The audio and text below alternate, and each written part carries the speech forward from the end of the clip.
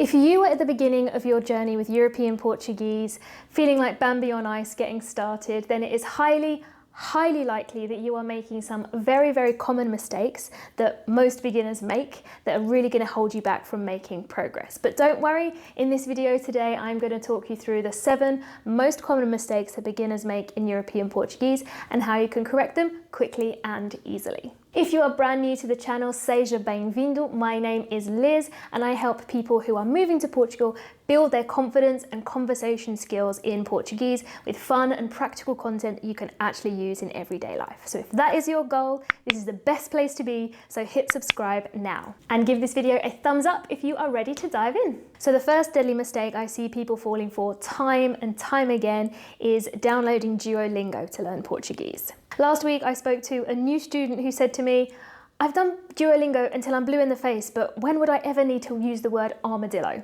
This basically sums up the problem with Duolingo. Even though it is a great app, it will make you feel like you're learning the language, but really you're just going to end up with a really long vocabulary list. Not all of it you'll actually be able to use in real life. Furthermore, if you are moving to Portugal or looking to spend more time in Portugal, the version of Portuguese that is on Duolingo is Brazilian Portuguese. And this is going to confuse you at this stage and not actually be that helpful when you arrive. What's the difference between the two? Well, I have done several videos on this topic, so I encourage you to check these videos out. I will link them in the description below. But long story short, we have different pronunciation, few different grammar rules, different vocabulary. Even though it is the same language, it's probably going to confuse you at this stage to start with Brazilian Portuguese, all right? So instead, I recommend the app Memrise. This actually does focus on European Portuguese and you will be able to hear real Portuguese people speaking, learning the greetings, learning some basic vocabulary. So if this is where you want to get started with an app, then I do recommend Memrise over Duolingo. I also made a video recently of all the apps that I recommend for getting started with European Portuguese, so I recommend you check out that video as well next. Mistake number 2 is the pronunciation of M, okay? This is so common, I see it all the time, and this is the trick. This is what you need to know, okay? When a word ends in M in Portuguese, forget that the M is there. We're not going to pronounce a M sound, all right? Instead, when a word ends in M in Portuguese, it's a signal that I need to nasalize the vowel that comes in front of it. So what does that sound like? Well, if we take the word bem, you can hear that I'm not saying bem, m, I'm saying bem, bem. I'm nasalizing the E, bem.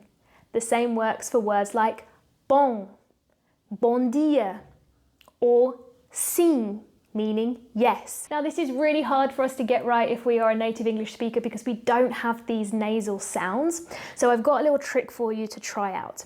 The closest sound that we have in English is when words end in ng.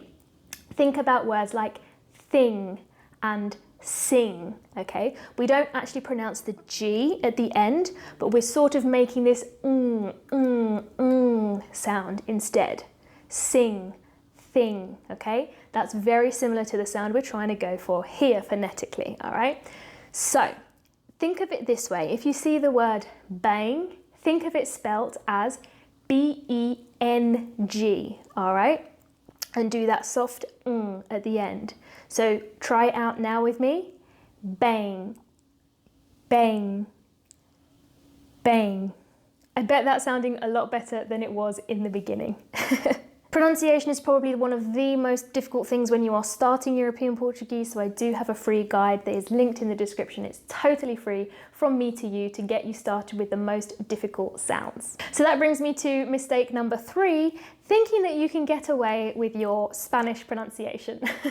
You can't. Yes, a lot of the words are the same, very similar, even identical. I think around 80% of the vocabulary is the same, but even so, that doesn't mean that you can use your Spanish pronunciation, all right? We have different pronunciation that we need to use in Portugal that is going to make you sound much more like a local. So listen to these words that are identical, but listen to how different they sound in Spanish and Portuguese. Frio, frio.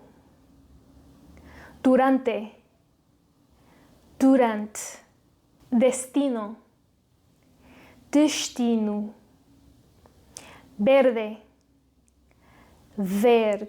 So hopefully you can hear that I was doing quite different sounds there for each of those words. If you want more information about the differences between Spanish and Portuguese, I have done a video on that up here as well that you can also check out next. Are you guilty of any of these mistakes yet? Let me know in the comments which ones, or if you've got other ones that you've been struggling with that maybe I can help you with as well. Number 4 is trying to learn too many words at the same time and really overwhelming your brain with vocabulary. Vocabulary is just one piece of the puzzle. It is super important, but when you're learning any new language, do yourself a favor and start with the most frequent words first. This is the number 1 hack loved by language learners and polyglots everywhere because it actually works. Don't try and stuff your head with tons of words that you're not going to use in everyday life. Focus on the really common things like amanhã or quando or roupa, not armadillo. I have got flashcards with 100 of some of the most frequent words that are used in Portuguese in day-to-day life. You can also grab those for free in the description as well. Number 5 is failing to focus on listening practice. European Portuguese is very difficult to tune your ear into because it is a stress-timed language. Now, I did do a video on that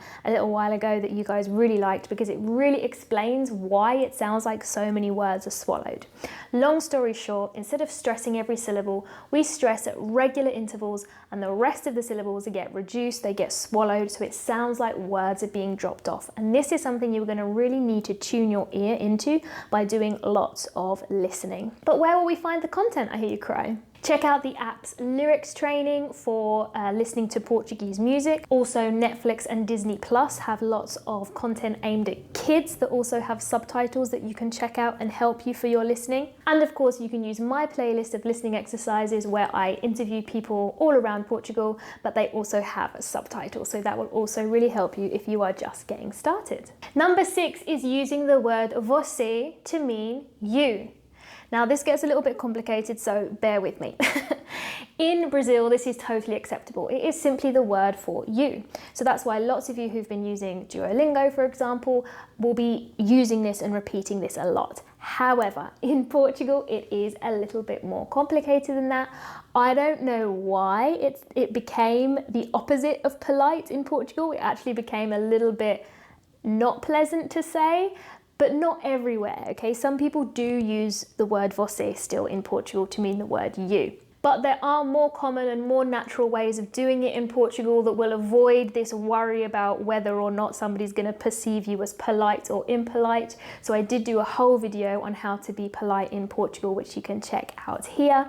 But again, the simple way to get around it is to simply forget about the word você, don't say that, but do conjugate the verb you are using in the 3rd person singular, okay? That's how you can stay polite. You can conjugate the verb in the polite form, but just leave the você off, okay? And if you are talking to somebody that you know, that you're friends with, or someone that's younger than you, or a dog, you can use tu, okay? The tu form as well. That was also you. And last but not least, the 7th deadly sin when trying to learn Portuguese, you probably won't believe it, but it's failing to speak to real people to practice. It seemed crazy, but so many people come to me saying, I know the basics, I know what I'm doing, I've got my vocabulary, but I just can't speak to people. Now, all that this is down to at the end of the day is not forcing yourself to do it because it's uncomfortable, right? But unfortunately, there is no way around that discomfort. The only way is through it. So the best thing you can do for yourself, if you do have grips on the pronunciation, the bits of basic grammar that you need, you just need to start talking to people. Don't get me wrong, I was there once too. I used to be too scared to speak. When I came to Portugal as a student, I lived with 6 Portuguese girls and I would dread having to open my mouth. But soon I realized that I didn't die if I made a mistake. They just quickly corrected me, and then the information was burned on my brain because I didn't want to make the same mistake again. So actually making mistakes can be really helpful because you'll have this memory, you'll have this recall of when you got it wrong and how to do it right next time. But none of that can happen unless you force yourself into those scary speaking situations. So get yourself a conversation partner. I did a whole video on that as well, so you can check out my tips there. Set aside time once or twice a week so that you can really slowly start practicing and making improvements. Really, it's like a muscle. Getting over that fear and practicing is just like going to the gym and working out different muscles. You need to do it constantly in order to see the progress. I hope that this helped and that you now dive into my back catalogue of videos that will explain all these points in much more detail, and that you grab the free resources that I have made for you that you can access from the description of this video. I also have a free hour-long lesson for beginners, so if you want to stop wasting your time with the stuff that doesn't work and get straight to the good stuff, then that is for you. I'll be back next week with more tips and tutorials to power up your Portuguese. Why not send this video to a friend who is also taking their first steps in the language and could do with these hints? Até a próxima, pessoal!